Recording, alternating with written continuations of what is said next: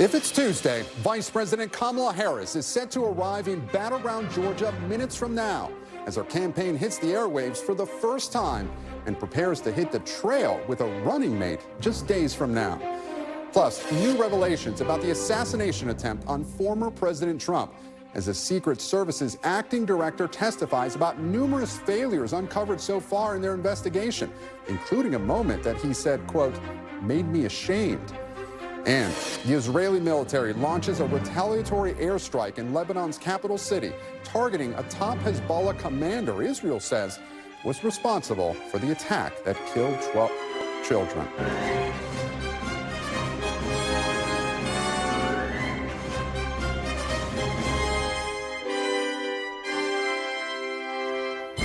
Welcome to Meet the Press Now. I'm Gabe Gutierrez in Washington on a busy day in the 2024 presidential campaign as Republicans and Democrats race to define Vice President Kamala Harris in the public eye with less than 100 days to the election.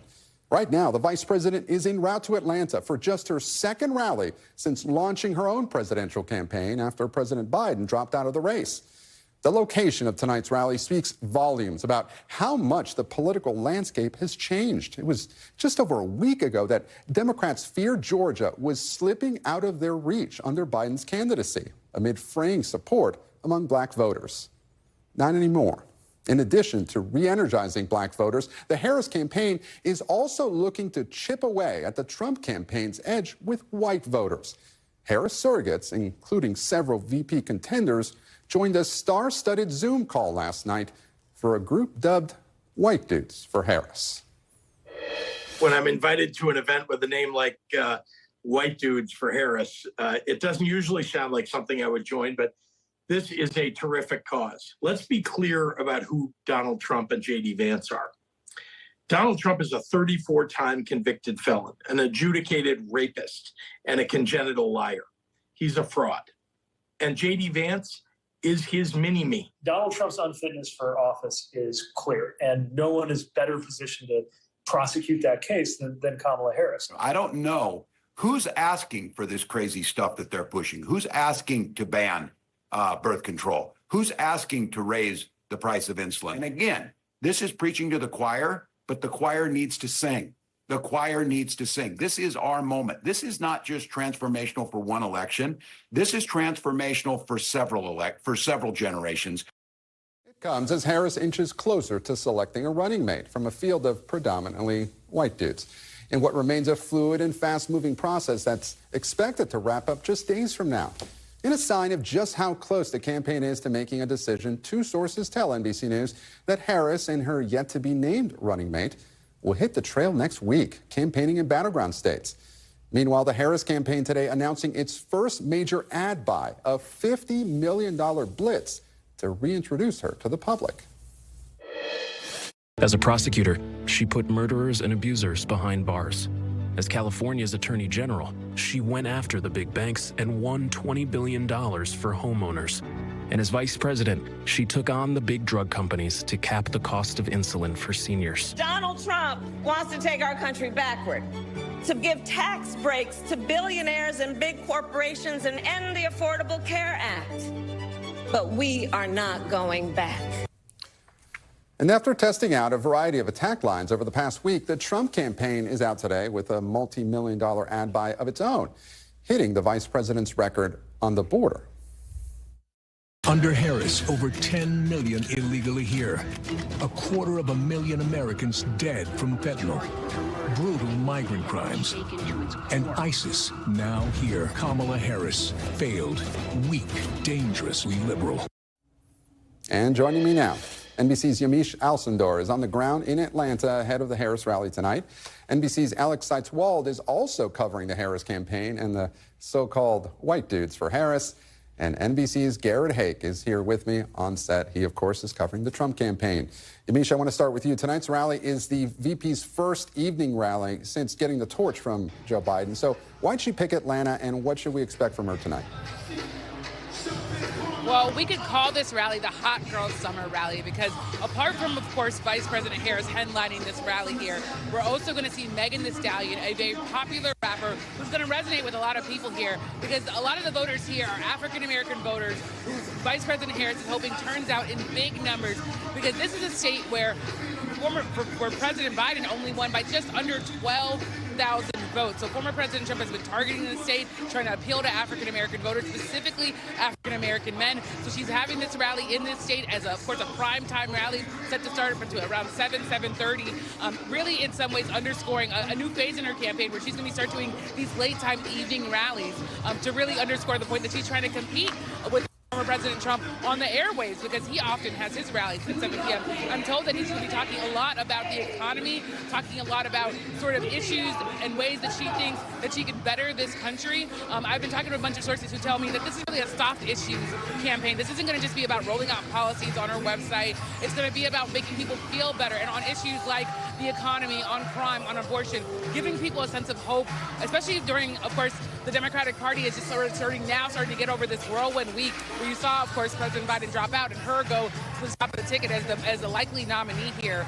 In terms of the VP here, which is something else we're looking at, we know that Roy Cooper has withdrawn from the contention. He is, sources have told me that because he wants to run for the U.S. Senate in 2026. There are other sort of issues there. But we're also hearing now, as you said from two sources, that Vice President Harris is going to be on the campaign trail with one of these people, maybe not one of them, maybe there's someone else we don't know, but these are the top people we've been tracking, and they're set to hit battleground states next week. And again, it just really tells you that Vice President Harris is going to be talking in some of the same states that President Biden wanted to talk to, but also maybe hoping to expand that or change that path a little bit, including in places like Georgia or even North Carolina, Gabe. You know, Yamiche, I'm looking at that crowd behind you, the gathering crowd, the music, and look, some of the President Biden's rallies that I had been to previously weren't exactly that loud. They were a little bit more, I don't know, how you call it, polite, perhaps. Describe for me the mood right there. How is this Kamala Harris rally different from perhaps the enthusiasm we were seeing in some of the other Joe Biden rallies? What can you tell? Well, it's such a great question, Gabe, because this really is a vibe check when you ask that question, right? People are so relieved that I've talked to. People are so excited. One voter I talked to yesterday told me that while he was planning to vote for President Biden, he was really concerned about his health, and now he feels like he's never seen this level of enthusiasm this fast. Because remember, we're only really maybe a week and 1 day into the Harris campaign, and people we've already gathered, thousands of them on Zoom, millions of dollars being raised. Majority of them, something like 66%, I saw one figure a source shared with me, are people that are first-time voters. So the people on the ground here in Georgia are so excited. A number of them are telling me also that they're excited to make history again, right? They're excited to see a black woman, a South Asian woman possibly become the first person of that demographic to be president. So there are a number of people here that are telling me they're ready to go to the polls. And I can expect Vice President Harris to lean into that, talking about the fact that this is a people-centered campaign, that people are going to have to knock on doors and call their neighbors and do all the things it takes to help her win this election game. Yamiche Alcindor live for us in Georgia. Yamiche, thank you. I want to turn on to Alex Seitz-Wald. Alex, you know, while the VP heads to Atlanta to talk to black voters, as you reported, white dudes gathered yesterday in her name. What can you tell us about that unusual gathering? Yeah, Gabe, this is a little bit of a cheeky event, but 180,000 people tuned in, presumably mostly white dudes, to what was essentially a star-studded Zoom call, kind of a throwback to the COVID days, a parade of beige, as actor Bradley Whitford put it. There was the dude himself, Jeff Bridges, who played the dude in The Big Lebowski, Mark Hamill, who played Luke Skywalker, Josh Gad, Josh Groban, Lance Bass from NSYNC, just a whole bunch of Hollywood royalty, in addition to about half of Kamala Harris's VP list, turned out on this call, which went 3.5 hours and raised over $4 million. And it was an interesting mix of self-deprecating jokes, you know, saying buy our trucker hats, not the pointy hats that white men typically wear when they get together, making fun of the Klan, but also kind of a more serious conversation about how these white men don't want to be defined by the majority of white men who are with Donald Trump. That's been the backbone of Donald Trump's support. And they're hoping to kind of raise awareness of white men as a demographic, which is not really a group that we've talked about. It's just kind of been the default. And it's one that Democrats have not really paid attention to in the past. So, you know, Harris is not going to win white men. That's definitely Trump's demographic, but if they can move even a little bit of a percentage point here or there, there's so many white men that it could really make a difference. And the $4 million that they raised out of this call won't hurt either. You know, so much of of politics, and we think of political rallies, and that's the traditional way to, sense voter enthusiasm. We just saw Yamiche at that rally in Atlanta. What's going on with these Zoom meetups? Have there been more of them over the past several days? And does the Harris campaign expect to use that to their advantage more so than the Biden campaign did? Yeah, absolutely, Gabe. It's a great point because one of the first events that Harris did after Biden stepped aside and she stepped up was this Zoom call with Black women that just exploded. Over 100,000 people tuned in. They raised millions of dollars, totally unexpected by the organizers. Then there was a white woman call that raised $8.5 million and had also more than 100,000 people tuning in. I think all of this is a sign of the grassroots enthusiasm and energy for Kamala Harris. We haven't seen this kind of energy among Democrats since probably 2008 when Barack Obama ran. So all of these Democrats who were kind of tuned out or unsatisfied with Joe Biden are suddenly fired up. They want to get involved, and they're just rushing to whatever venue they can. So far that's been Zoom calls, but now the Harris campaign's job is to turn that into rallies, door knocking, and ultimately votes. Alex Seitzwald, our dude correspondent. We appreciate it. Thank you so much, Alex. And I want to turn now to Garrett Haake, of course, covers the Trump campaign. Look, last week, the Trump campaign, a series of attacks against Kamala Harris. Now they're putting their money behind the border attacks, which I guess was to be expected. But how much do they think this will resonate? Is this their main message over these last 90-some odd days? Well, look, it's the main message for now. I mean, we'll see. I think they're going to test this in real time. But the border has always been kind of Trump's favorite issue going back to 2015. They feel like it's Kamala Harris's weakest issue, just like it was Joe Biden's weakest issue on a pure policy front. So if you want to try to hit a clean hit just on policy, this is as good of one as any to go with. They've got $12 million behind it in a couple of these different swing states. J.D. Vance is on the trail, even as we speak, in Nevada, which I think was the closest state that Trump lost in 2020, something like 30,000 votes. I've looked over the excerpts of his speech. He's going to go after Kamala Harris very heavily on the border message.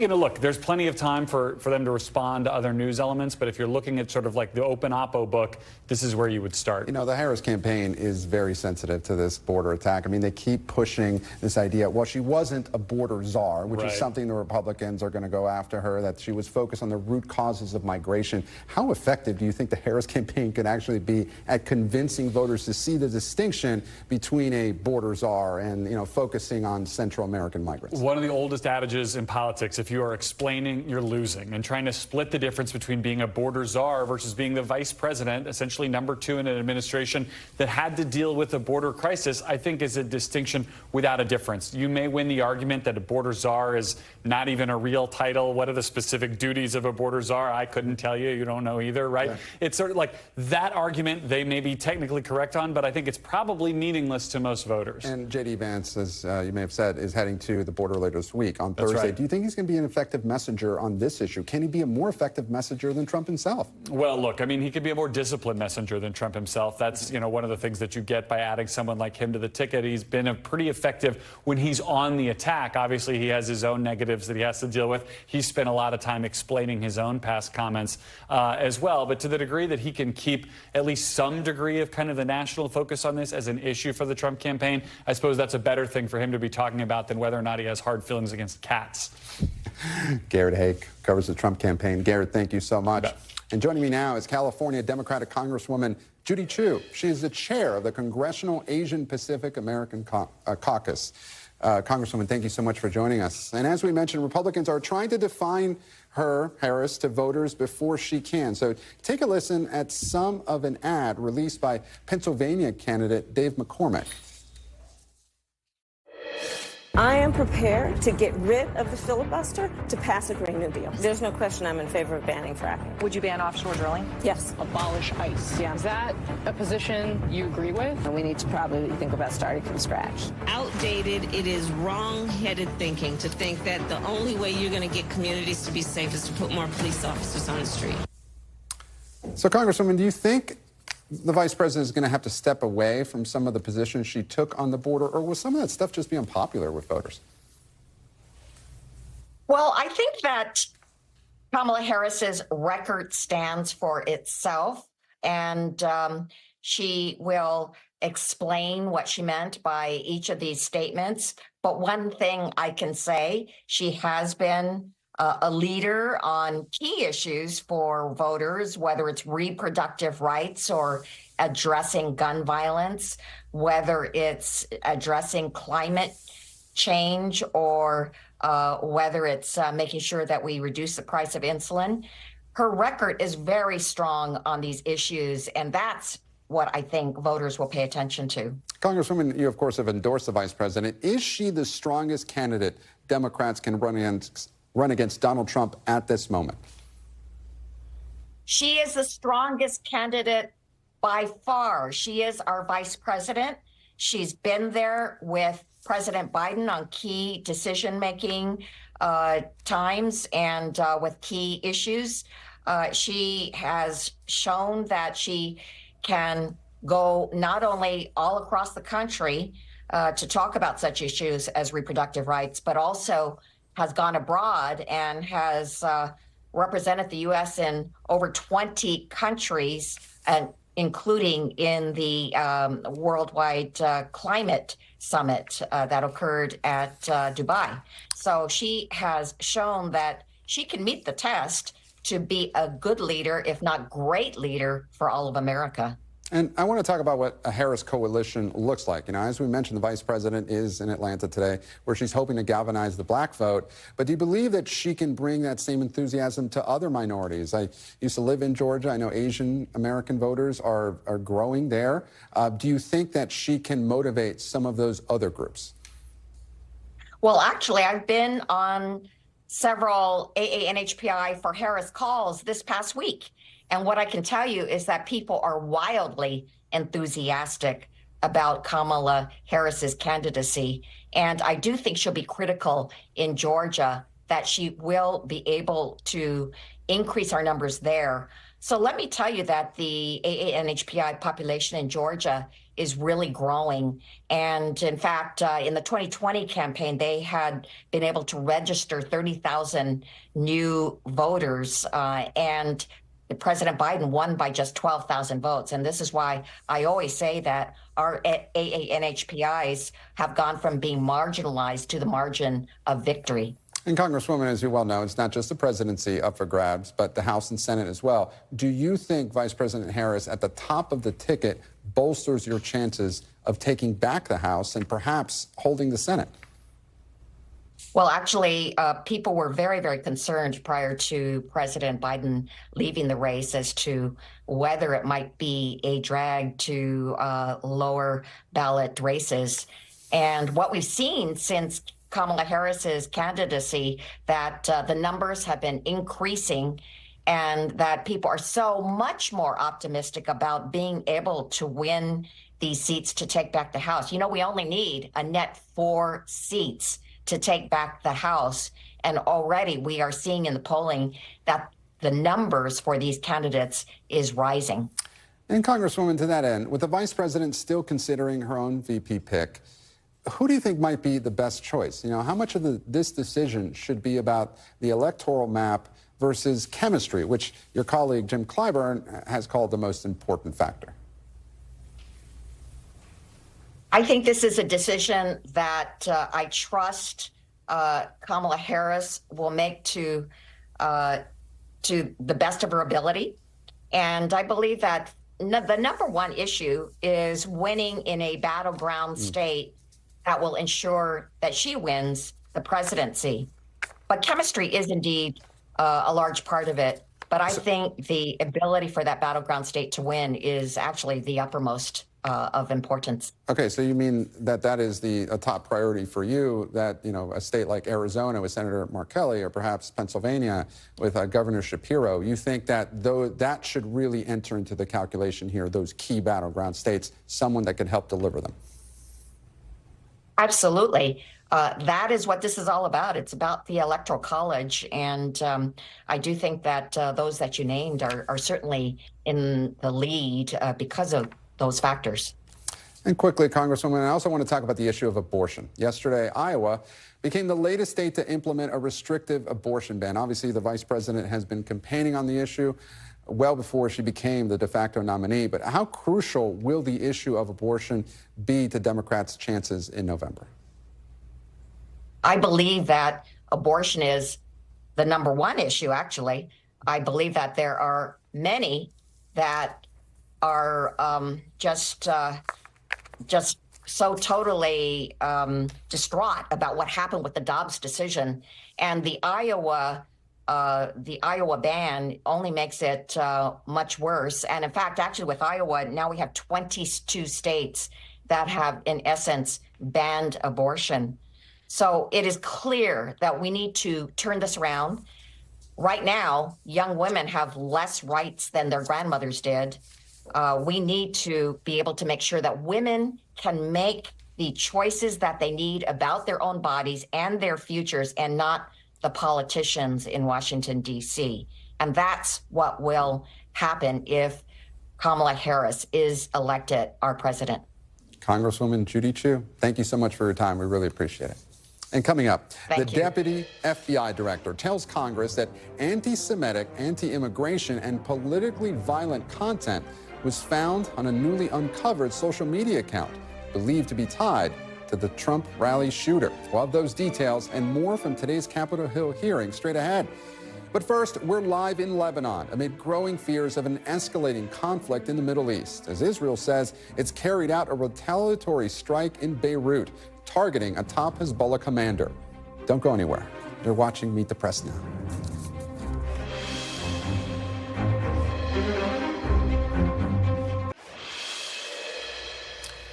And welcome back. We're following breaking news out of the Middle East, where the Israeli military just carried out an airstrike in Beirut against a senior Hezbollah commander they say is responsible for the rocket attack on the Golan Heights that killed 12 children late last week. Details about the strike are still unfolding right now, and an Israeli official tells NBC News it is unclear if that senior commander survived. A White House official tells me that the commander targeted today has, quote, American blood on his hands, and was on the U.S. most wanted list as he played a key role in the 1983 Beirut barracks bombing that killed 241 American service members and injured 128 others. In Beirut, a hospital official tells NBC News one woman was killed in this strike and 17 other individuals were injured, including 6 children. And joining me now from Beirut is Matt Bradley. And Matt, I just want to mention that Vice President Kamala Harris just landed in Georgia. Her first comments on this Israeli strike, she said, and I'm paraphrasing, that Israel has the right to defend itself against a terrorist organization, but the administration is still working on a diplomatic solution. That's something that a senior White House official had told me earlier. But I know details are still unfolding. It's only been a few hours since that strike. But what are you hearing from where you are? And what do we know about that commander who was the target in the strike? Yeah, well, our understanding of the commander is we don't know whether he's alive or dead. In fact, we've been hearing different things from different news agencies, quoting different sources. But this man is Fouad Shukr. He's a senior Hezbollah commander. There were other talk earlier, a couple of days ago, from the Israelis that they might be targeting someone else who they consider to be somebody who was behind that attack on that soccer field that killed a dozen children and teenagers on Saturday. But this man, as you mentioned, he had a bounty on his head from the U.S. government. You know, the Hezbollah is considered a terrorist organization, not just by the U.S., but by several other countries. So this is a man who was certainly in Israel's crosshairs for quite a while.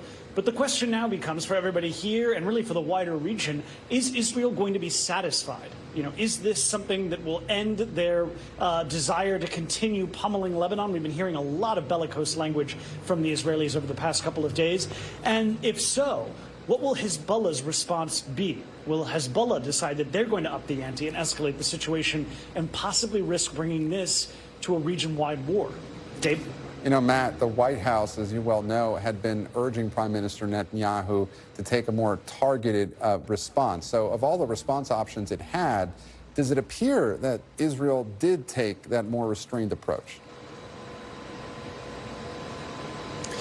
Well, it depends on what you consider to be restraint. You know, this is going to be obviously open for interpretation. But when everybody here in Lebanon talks about Israel and Hezbollah, their minds always go back to 2006. And that was a conflict that lasted for more than a month. It laid waste to the entire southern part of this country, including that neighborhood of Dahia, which is where we found today's airstrike that killed at least one person. So when compared to that situation, and compared to a lot of the rhetoric that we've been hearing from the Israelis ever since 2006, you know, we had the invention of this concept called the Dahia Doctrine, named after that very Hezbollah neighborhood. The Dahia Doctrine, and this was proposed by a general who's still very powerful in Israel and one of the prominent commanders, a prominent politician.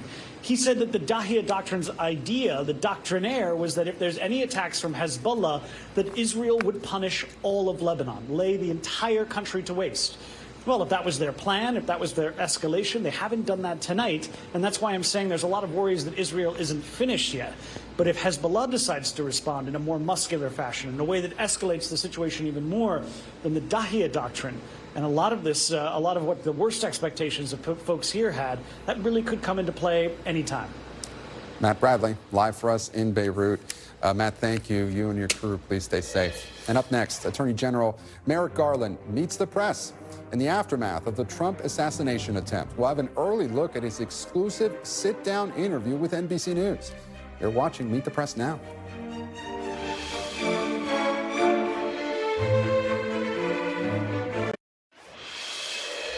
And welcome back. It has been another emotional day of testimony on Capitol Hill as lawmakers once again grilled top government officials about the events leading up to the attempted assassination of former President Trump. Today was Acting Secret Service Director Ronald Rowe alongside Deputy FBI Director Paula Bate in front of the Senate, Judiciary, and Homeland Security committees.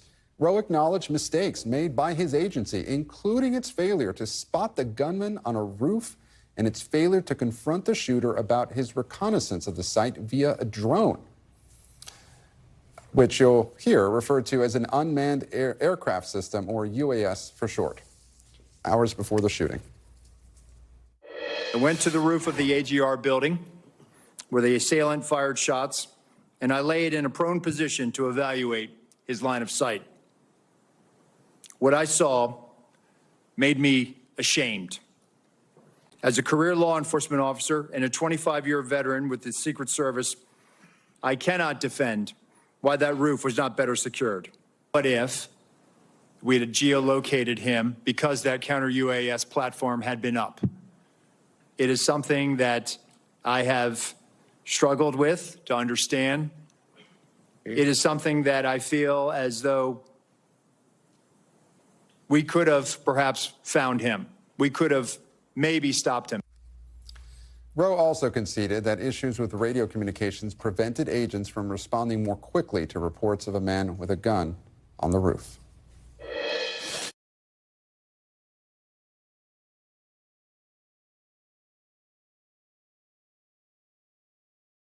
Rowe's hearing comes a week after his predecessor, Kimberly Cheadle, resigned in the wake of disastrous testimony about the incident. And while Rowe was more forthcoming in his answers today, there were still plenty of heated exchanges, like this one with Republican Senator Josh Hawley over accountability at the agency.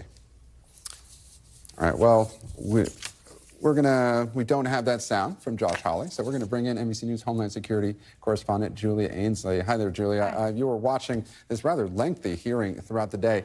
How did the Acting Secret Service Director do in comparison to his predecessor? Yeah, I was going to tell you, I'll do my best Josh Hawley impression, but no, just to give you a recap of what happened today. I mean, I do think we saw two completely different characters and really a different agency today. Part of this is probably because of lessons learned from last week when Director Cheadle basically just punted on every single question she was asked. Some of the most basic questions she couldn't answer about what the Secret Service knew at the time they allowed Trump to take the stage about the suspect, even after there were multiple reports, including from NBC, that the Secret Service had been tipped off by local law enforcement that there was indeed a suspicious person in the crowd, that they had identified that rooftop as a vulnerability. Today, though, with the new acting director, Rowe, he was able to answer quite a bit more. And some of the headlines, I think, that came out of this is, one, they're doing a disciplinary review. So that means that rather than just getting a report 6 months from now and they'll say, here are some lessons learned. There could be people fired or disciplined who are still working at the Secret Service. And we may actually have names about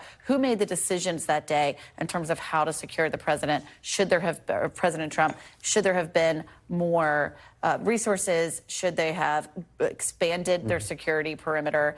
And another thing that he did push back on was this idea that they didn't have enough resources to properly secure Trump. I thought that was really interesting. There was a heated exchange there with Ted Cruz. Yeah, and several of the senators, they were arguing that the Trump campaign had perhaps requested more Secret Service agency, more agents, more resources. What came out of that? Is that true or not? Well, it is true, and we've reported it here at NBC, and the Washington Post was actually the first to report that. I believe that was last week, where they said that there were previous rallies where Trump's Secret Service detail asked for more manpower and more technology and were denied. Now, they did not specifically ask for that for the July 13th rally, but what he said is that it's not a matter of resources, that they've increased their manpower by 250 just in the last year, and that, sure, every agency could use more, but that's not what they're desperate for. But he was told, dream big, because when it comes to Trump, he's so different from securing other candidates. And as we mentioned, there was an FBI official at today's hearing as well. What information did Paul Abadi provide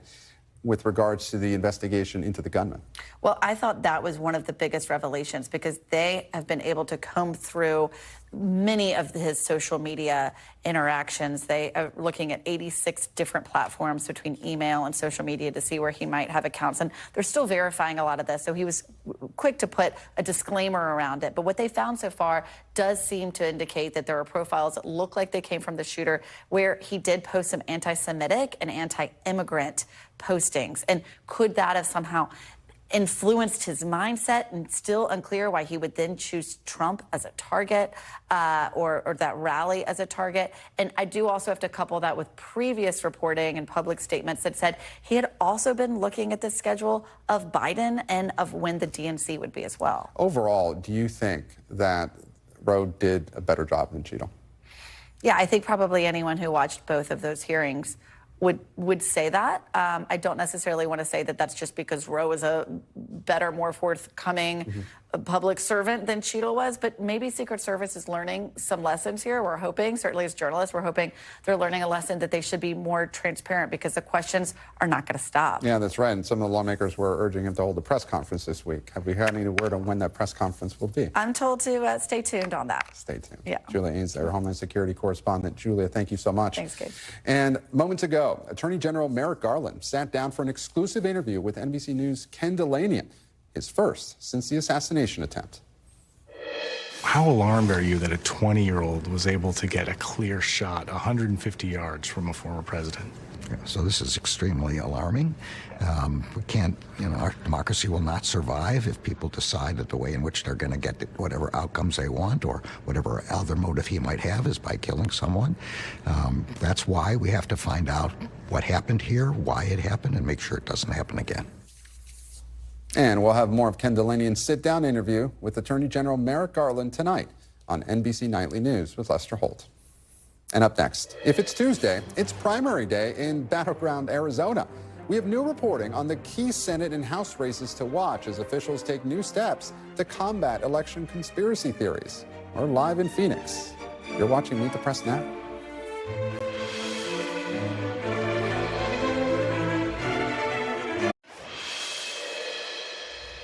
And welcome back. As we like to say around here, if it's Tuesday, someone is voting somewhere. And today, it's in Arizona, where it's primary day in a number of key congressional races. In the Senate primary, Democratic Congressman Ruben Gallego is running unopposed for the seat being vacated by independent Kirsten Sinema. On the Republican side, Kari Lake, who lost in her bid for governor 2 years ago, is the Trump-backed frontrunner in the Senate primary. In one of the most closely watched congressional primaries of this election, both Blake Masters and Abe Hamadeh have now both been endorsed by Trump as they fight it out to be the nominee in Arizona's 8th congressional district. Hamadeh is an ardent election denier and has campaigned on the baseless claim that the 2020 election was stolen. This election cycle, officials in Maricopa County are working to combat those kinds of claims. NBC News campaign embed Alex Tabbitt has more on those efforts. In Arizona, Maricopa County Supervisor Bill Gates says he's ready. We're in good shape for the election, both the primary election and then also the general election in November. Gates making a vow this election cycle. We've committed yet again in 2024 to running the most transparent election we've ever run. Taking new steps and big investments to try to put an end to the county's baseless voting-related conspiracy theories. Guys, we need to be the narrative. In 2020, while ballots were still being counted, there is a protest that is growing with people angry, saying that they think that this election is being stolen from the president, even though there has been no evidence of that. Unfounded claims that former President Donald Trump was cheated out of a win in Arizona. Last night, poll workers had to be escorted to their cars by police. And in 2022, more unsubstantiated claims during Kari Lake's failed bid to become Arizona's governor. And these bastards back there don't want us talking about stolen elections. A falsehood she's continuing to spread 2 years later in her Senate bid. You all know what goes on in Maricopa County. I mean, you know the garbage that they're pushing down there. To me, it's unconscionable when people who know better, people who are candidates for office, people who are nominees of the major parties are spreading that kind of information. This cycle, to quash conspiracy theories, Maricopa County has installed additional 24/7 surveillance cameras inside the tabulation and election center, which anyone can monitor from home. They've also spent $15 million in new equipment that can help crank out results more quickly. And they're giving Arizonans guided tours of the facility in hopes of restoring faith in Maricopa elections. We brought in more tours than we've ever done before. These are the ballots, in-person ballots. The last 4 years have been tough for Gates and his colleagues. We've dealt with death threats on social media. Maricopa County Recorder Stephen Richer, a Republican like Gates, facing a threat from another local Republican leader, Shelby Bush, in March. If Stephen Richer walked in this room, I would lynch him.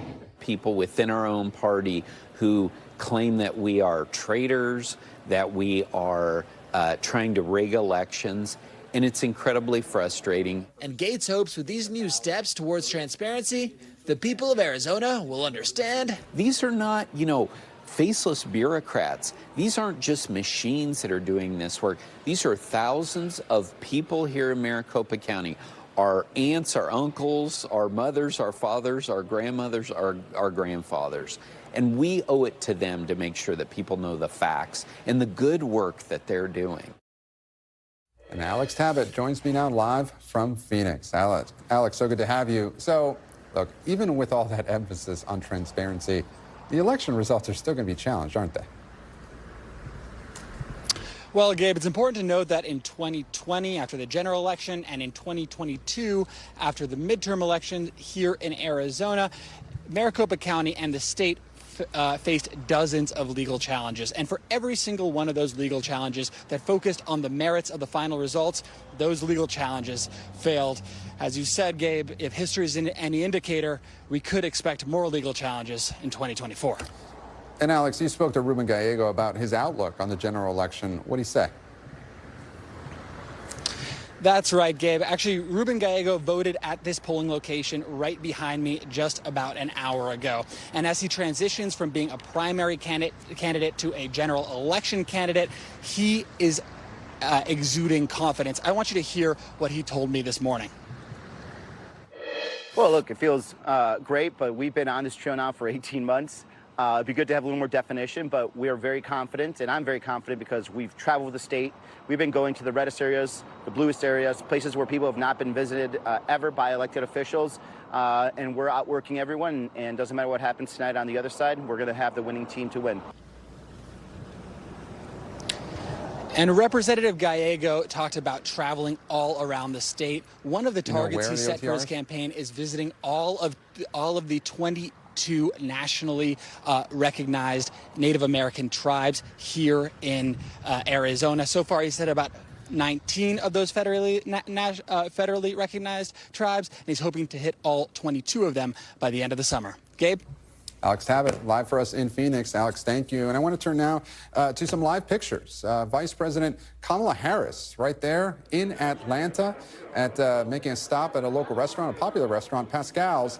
You see her there greeting supporters. This is, of course, as we reported earlier in the broadcast, a key stop for Kamala Harris, just her second major rally tonight since becoming the de facto nominee. And it's going to be an important night. She's trying to court young black voters, something that President Biden had been struggling a bit when compared to 2020, a key part of her coalition. Again, those are live pictures of Vice President Kamala Harris just after she landed in Atlanta. The rally is scheduled for just a few hours from now. We'll keep an eye on it. And still to come, Donald Trump stands by Vance, how the former president is sticking up for his running mate as the VP nominee faces backlash for past comments about, quote, childless Democrats. The panel's next. You're watching Meet the Press Now.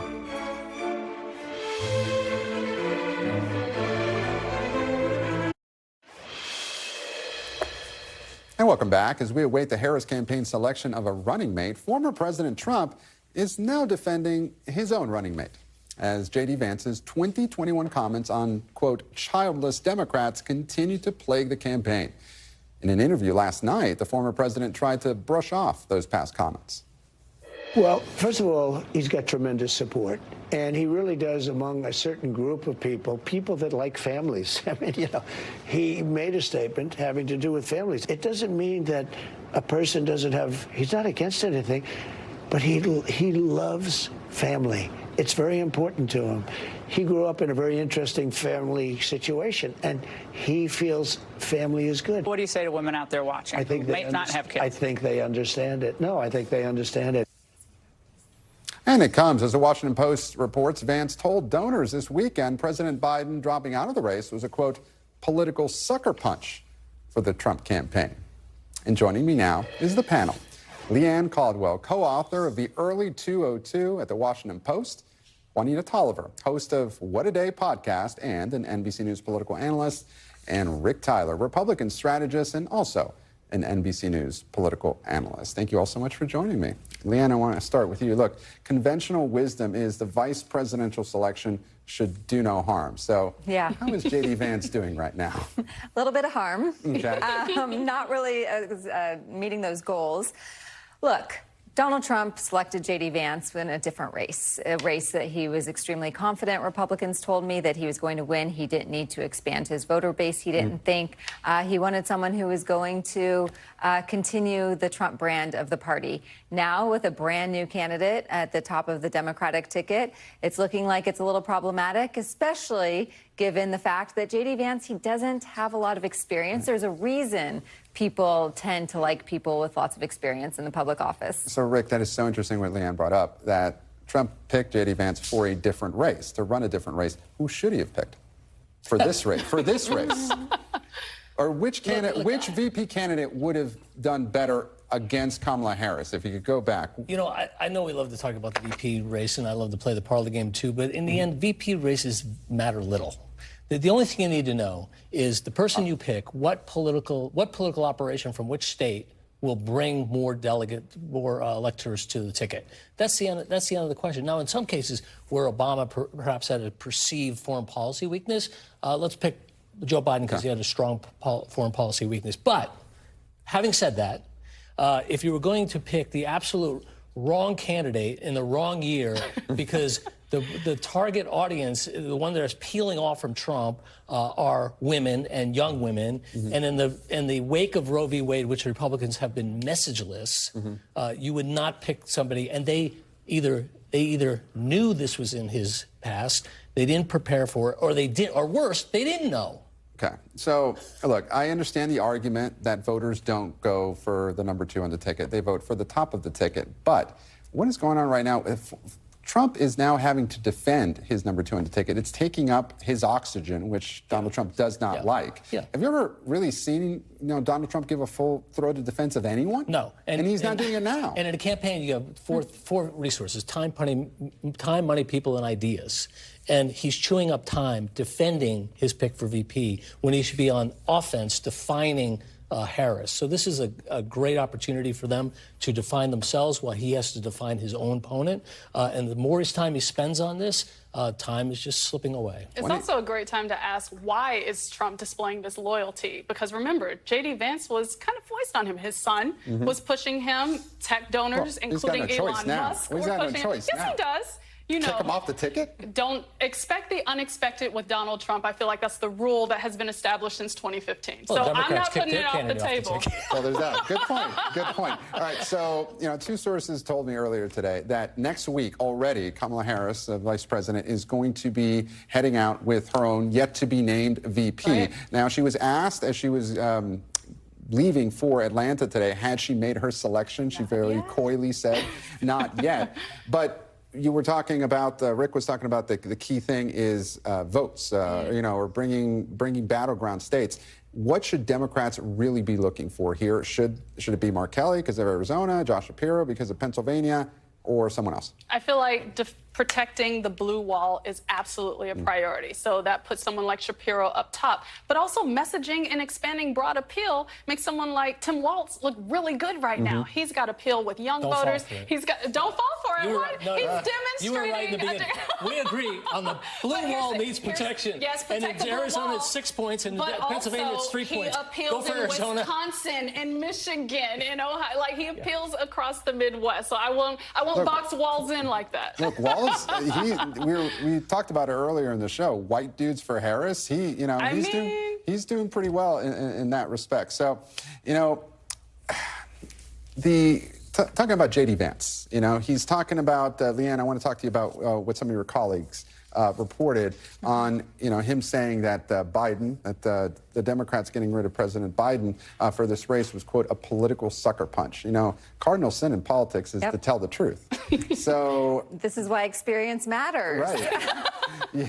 Experience. You should know not to tell the truth. What effect do you think was he just too honest there? Is the Trump campaign really worried here?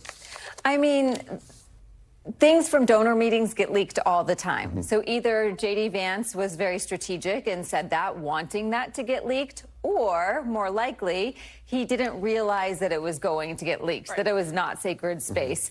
And whatever it is, the effect was that J.D. Vance did tell the truth. And it was in direct contrast to what how Donald Trump is trying to spin it. So, you know, we'll see what sort of impact it has. I think that the Trump campaign is struggling a little bit, not just with J.D. Vance. They're trying to come up with messaging that's going to stick against Kamala Harris. They've been thrown for a huge loop when just 2.5 weeks ago they thought that they were on top of the world and coasting to victory. So, yeah, Rick, the Trump and Harris campaigns are both out with dueling ads today.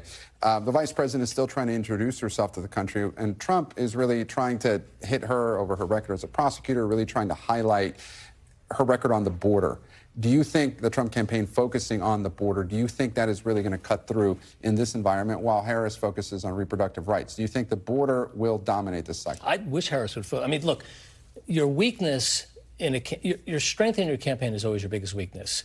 The fact that she's a prosecutor is one of her biggest strengths. Trump is smart. He will attack that because he knows that's a strength. Because when he, 34 times convicted felon, faces a prosecutor and she dominates that, and then he makes himself the victim, he can talk about, oh, I know lots of criminals who try to make themselves out to be victims. I mean, she has this unique advantage over him, something that's been very powerful for him, to make him look weak for acting like the victim all the time, when in fact she's the prosecutor. And I think that is one of her. I'm not a strategist for the Democrats, but that's the. Come on, keep it coming. I would drive a wedge there, very, very hard. Juanita, Governor Roy Cooper from North Carolina took himself out of the running for the vice presidential race yesterday. What do you make of that? Do you think he would do better in the Senate? I fully hope he has his eye on the Senate, and that's his logic and thinking. In the next few years, he will run and attempt to win again statewide in North Carolina, a state where Democrats have not had statewide success at the senatorial level. And knowing also that this race is about not only delivering Vice President Harris a victory, but delivering her a Congress that can actually get things done. I hope that's his long-term strategy in stepping back from this consideration. And Leanne, Juanita and I were just talking this in the break. Is it hard to believe that 17 days ago, this failed assassination attempt on former President Trump, put this in context, This race has gone on its head in just the past 2 weeks. What have you made of it? What was once the most boring and predictable election that we all kind of dreaded covering, two most known candidates on the planet, and then all of a sudden it's completely turned upside down. It's exhausting, it's exhilarating, it's fun, and it's gotten a lot of more people engaged in the process again, where people were tuning out. We're not hearing a lot about the double haters anymore. Oh, that's right. But is this still the honeymoon period, or is this going to wear off for Harris? Okay, I don't see this wearing off, and here's my reason why. Why? The campaign has been investing in the ground game throughout this entire process. Thousands and thousands of new volunteers, thousands of newly registered voters who are largely under 35 years old. This is an infrastructure building moment for Democrats, so I don't see this momentum going anywhere as long as people are tapped in. All right, Juanita, Rick, Leanne, thank you so much for joining us. We really appreciate it. And I'm Gabe Gutierrez. I'm back tomorrow with more Meet the Press Now. The news continues with Hallie Jackson right now. Thanks for watching. Stay updated about breaking news and top stories on the NBC News app or follow us on social media.